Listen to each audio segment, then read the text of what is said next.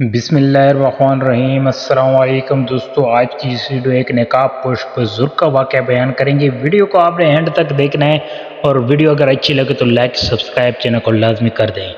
ایک دفعہ کا ذکر ہے کہ ایک نقاب پوش بزرگ زمانہ جاہلیت میں عرب کے کسی علاقے کے بادشاہ تھے۔ یہ پہلے عشق مجاز عورتوں اور بے ریش لڑکوں کے عشق میں مبتلا تھے اور بہت اچھے شاعر تھے، حکومت اور ملک کے حریص تھے۔ جب اللہ تعالیٰ کے عشق حقیقی نے ان کے دل پر اثر کیا تو حکومت اور سلطنت تلخ معلوم ہونے لگی۔ ایک دفعہ اللہ تعالیٰ کی محبت میں بے چین ہو کر بادشاہ آدھی رات گھٹا گدڑی اور اڑی اور اپنی سلطنت سے باہر نکل گیا۔ دل میں عشق الہی کی آگ پیدا ہو چکی تھی۔ سلطنت کا شور و غل محبوب حقیقی کی یاد میں رکاوٹ بن رہا تھا۔ آخر کار پیمانہ صبر چلک گیا، ایک چیخ ماری اور دیوانہ وار صحرا کی طرف چل دیا۔ اس عشق صادق کی سچی آہ نے اس کو سلطنت کی مضبوط قید و بند سے آزاد کر دیا۔ چنانچہ عشق حقیقی نے اس بادشاہ کو تخت و تاج سے بیزار کر کے آدھی رات کو جنگل کا راستہ اختیار کرنے پر مجبور کر دیا۔ سنگلاخ پہاڑوں، دریاؤں، صحراؤں سے دیوانہ وار گزرتا ہوا وہ بادشاہ اپنی حدود سلطنت سے نکل کر دوسرے ملک تبوک کے سرحد میں داخل ہو گیا اور چہرے پر نقاب ڈال لی تاکہ عام لوگ پہچان نہ سکیں یہ گدڑی پوش کسی ملک کا رئیس یا بادشاہ ہے۔ ملک تبوک میں اس بادشاہ پر جب کئی فاقے گزر گئے تو ضعیف و نکاہت سے مجبور ہو کر مزدوروں کے ساتھ اینٹیں بنانے لگا۔ عام حالات میں اگرچہ چہرے پر نقاب پڑا رہتا تھا، لیکن جب کسی ہوا کے جھونکوں سے ہٹ جاتا تو شاہی چہرے کا جلال مزدوروں پر ظاہر ہو جاتا۔ آخر کار مزدوروں میں تذکرے ہونے لگے کہ نقاب پوش کسی ملک کا سفیر یا سلطنت کا بادشاہ معلوم ہوتا ہے۔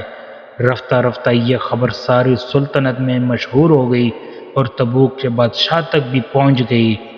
ادھر بادشاہ کو فکر ہوئی کہ مزدور کی بحث میں کسی دوسرے سلطنت کا بادشاہ یا سفیر کہیں جاسوس نہ کر رہا ہو اور میرے سلطنت کے راز معلوم کر کے عملہ آور ہونے کا منصوبہ نہ بنا رہا ہو۔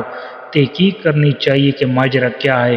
شاہی تبوک نے فوراً سامان سفر باندھا اور خفیہ طور پر حالات معلوم کرنے کے لیے مزدوروں کے جرمٹ میں گھس گئے۔ جہاں وہ نقاب پوش اینٹیں بنا رہا تھا، بادشاہ نے اس کے علاوہ تمام مزدوروں کو دور ہٹا دیا اور اس کا نقاب اٹھایا، اور بادشاہ نے اس کے چہرے کی رونق کو دیکھتے ہی پہچان لیا کہ بادشاہ معلوم ہوتا ہے۔ چنانچہ بادشاہ نے اس سے دریافت کی، آپ اپنے صحیح حالات سے مجھے آگاہ کیجیے۔ آپ کا یہ روشن چہرہ شہادت دیتا ہے کہ آپ کسی ملک کے بادشاہ ہیں، لیکن آپ نے یہ فقیری اور مسکینی کس وجہ سے اختیار کی ہے؟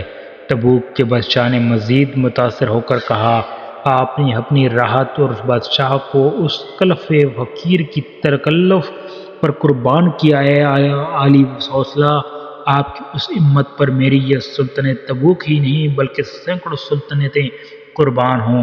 مجھے جلد اپنے راز سے آگاہ کیجیے۔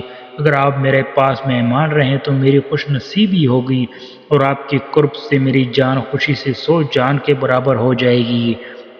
اسی طرح بہت سی ترکیبوں سے شاید تبوک فقیری کے لباس میں چھپے ہوئے بادشاہ سے دیر تک باتیں کرتا رہا تاکہ اس کا راز کھل کر سامنے آ جائے، لیکن راز و نیاز کی گفتگو کے بجائے اس نقاب پوش بادشاہ نے شاہی تبوک کے کان میں محبوب حقیقی اللہ تعالیٰ کے درد و عشق کی نہ جانے کیا بات کہہ دی کہ اسی وقت یہ بادشاہ تبوک بھی عشق الہی سے دیوانہ ہو گیا اور اپنی سلطنت کو ترک کر کے اس نقاب پوش بزرگ بادشاہ کے ساتھ رہنے کے لیے تیار ہو گیا۔ آدھی رات کو یہ دونوں بادشاہ اس ملک سے نکل کر دوسری سلطنت میں چل دیے تاکہ مخلوق پریشان نہ کرے اور دل کی فراغت کے ساتھ سے محبوب حقیقی کی یاد میں مشغولی نصیب ہو۔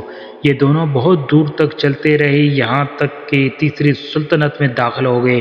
ہر غرض بادشاہت کو چھوڑ کر آنے والے عشق صادق نقاب پوش کی بات میں نہ جانے کیسی لذت تھی کہ شاید تبوک پر سلطنت کی تمام لذتیں حرام ہو گئیں۔